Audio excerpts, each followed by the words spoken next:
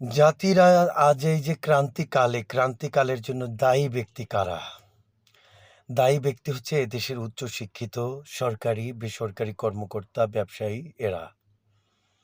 কারণ হচ্ছে তারা তাদের শিক্ষাকে অবলম্বন করে জাতির সাথে প্রতারণা করেছে। একজন জাজ অর্থাৎ বিচারক, তিনি টাকার মাধ্যমে তাদের বিচারিক ব্যবস্থাকে প্রভাবিত করেছেন টাকা খেয়ে। যার কারণে ন্যায় বিচার ভুলণ্ঠিত হয়েছে বাংলাদেশে। তেমনি একজন ঊর্ধ্বতন সরকারি কর্মচারী, তারা ঘুষ খেয়ে অন্যায্যভাবে নিয়োগ দিয়েছেন মেধাহীন অথর্ব লোকগুলোকে।